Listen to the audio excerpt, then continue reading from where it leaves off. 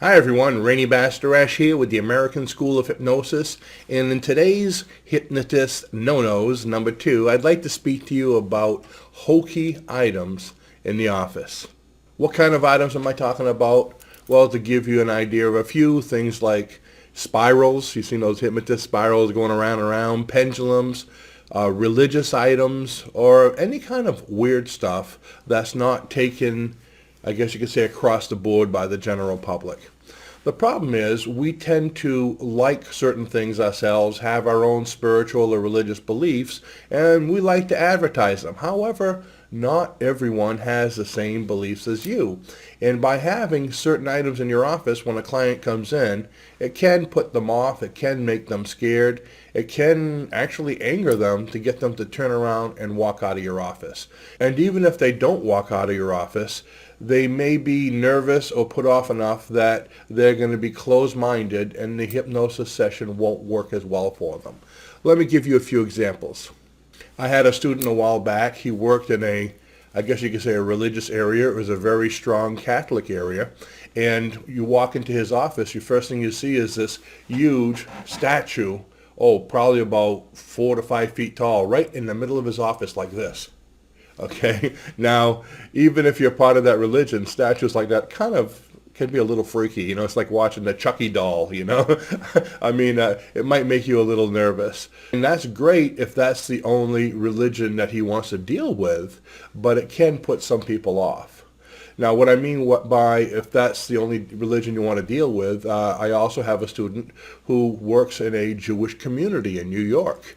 Now, that's great because he caters to mostly the Jewish community. So if he wants to have different things having to do with that, different sayings, posters, or whatever, that's good. Now, he may be losing business from other people, but people know what he does. He's made that choice. It's clearly, I guess you could say it's clearly marked or clearly understood when people go to see him. So that's fine. So keep in mind, if you're going to do these kind of things, if you're going to put something that's specific to your belief and you only want to deal with people in your belief, that's a different thing. But what I'm basically getting at is people, right across the board, so you don't offend a lot of clients until you've made that decision on what you want to do. Here's another thing to consider, especially when it comes to religious people.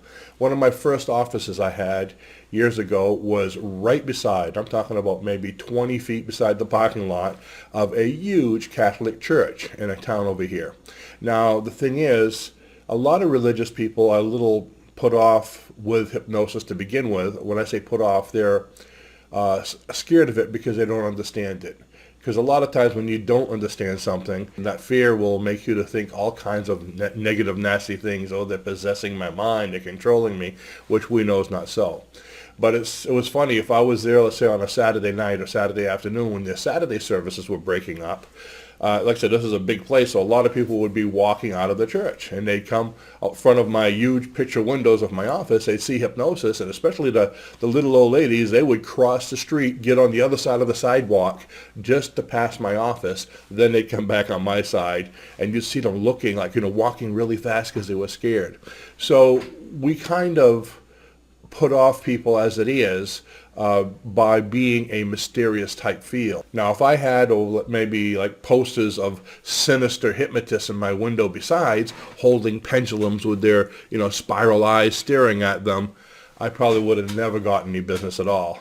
As it worked out, people got used to me being there. They saw that I wasn't going up in flames. They saw that my office looked fairly normal, and I started to get business even where I was. Now, while we're on the topic of hokey items, years ago when I first began, I was new also, okay? I didn't know a lot of these things, and I tried some of these hokey items in my office thinking it would attract people.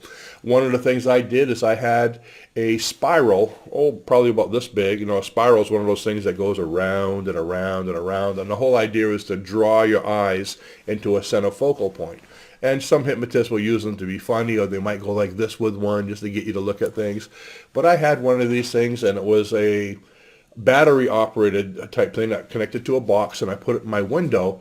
And I thought, well, people, I was right on the main street, so cars going down the road would see my spiral, and it would make them look over to my side, and they'd look at the window and say, oh, hypnosis, and come in. But it kind of worked the opposite. People saw it. Of course, kids laughed at it. But I think it made people a little nervous to come into my office. That is like one of the hokey things, kind of like holding the pendulum. You're getting sleepy, sleepy. Now again, we use pendulums for metaphysic practices sometimes, but for the norm, it's just not really a standard item to have in your office. Not only can you lose clients by having controversial items like this in your office, but also by the way you speak. You have to be careful about what kinds of things you speak about.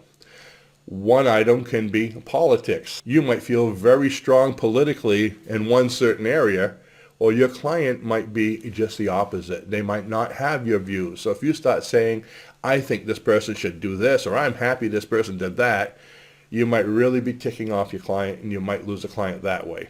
Even if they don't leave, you might start an argument, or you might make them feel bad inside, and maybe the session won't work as well. So be careful what you say. I remember years ago I was teaching a class, and just in conversation I said something about Buddha.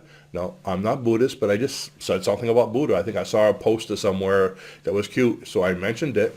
And this person was very strong in some Southern Christian religion, and he got up and walked up to me. He says, if we're going to be talking about Buddha in this class, that's against my religion. I think I'm going to have to leave. And he was all upset. That taught me a big lesson. Watch what you say in class, okay? Keep it very neutral.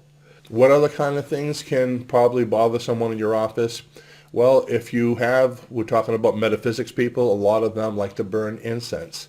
I love the smell of incense, but a lot of people don't. So if you're burning incense in your office because maybe you want to cover some other smell, who knows who's next to you in the next office, or maybe you just like it for spiritual type reasons, keep in mind that it might bother the client. They might not like incense at all. Maybe they have allergies. So you want to be careful what kind of thing you're burning, careful of the smell as well as what they see and as well as what you say. So I hope these few things helped you out to give you an idea of what you should and shouldn't do in your office. I wish you the very best of success in your sessions. Thank you for watching, and be sure to subscribe so you can see our next videos. Bye-bye.